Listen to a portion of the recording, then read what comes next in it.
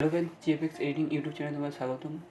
তো আজকে আমরা দেখব কিভাবে ফোল্ডার বানাতে হয় কম্পিউটারে। তো কম্পিউটারে ফোল্ডার বানানোর জন্য তোমাদের ডেস্কটপের ওপর রাইট ক্লিক করতে হবে, তারপর নিউ, তারপর ফোল্ডার। তো এখানে ফোল্ডার বানানো হয়ে গেছে।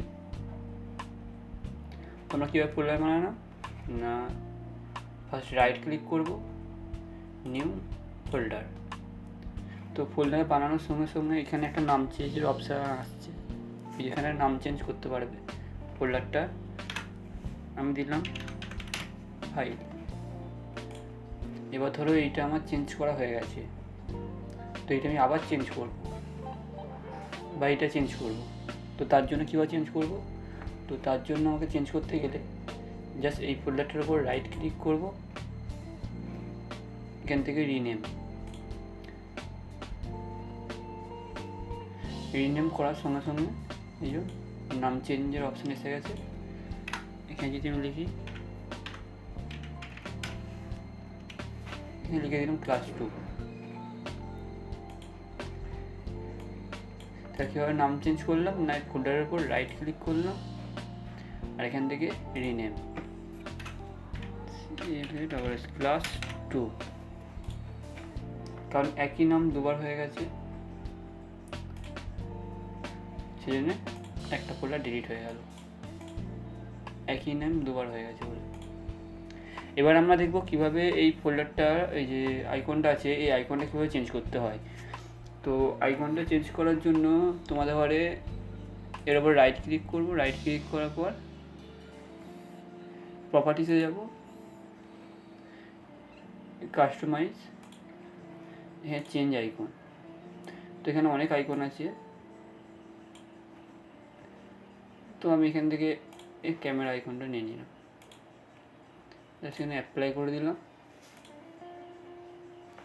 এখান থেকে ওকে। তাহলে আইকন চেঞ্জ হয়ে গেল। তো আইকনটা আমরা কীভাবে চেঞ্জ করলাম না, এটার উপর রাইট ক্লিক করব, প্রপার্টিস, কাস্টমাইজ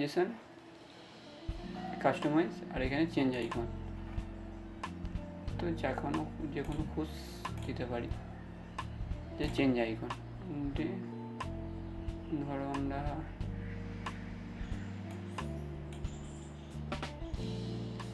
এই আইকনটাই দিলাম, ওকে, অ্যাপ্লাই।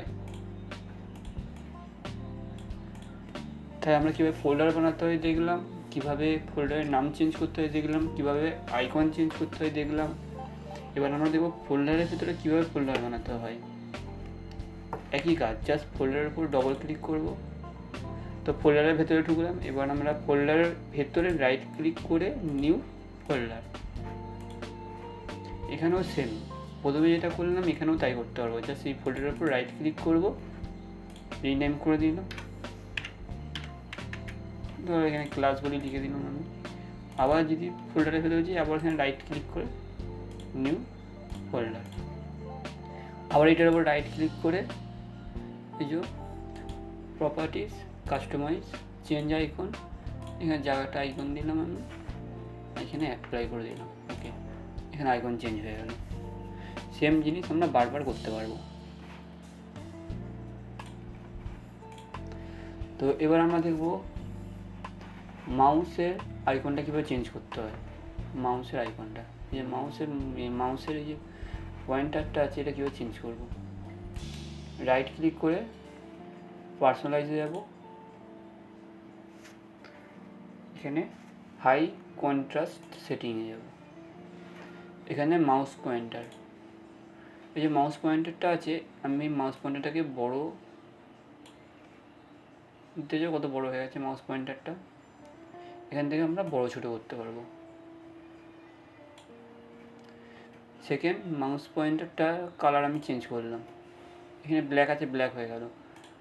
আর এখানে আছে ট্রান্সপারেন্স, দেখতে পাচ্ছ, যেখানে ক্লিক করবো সেখানে দেখো এই বড় কোথাও দেখতে হবে, যেখানে আমি হাইলাইট করতে চাই সেখানে দেখাচ্ছি।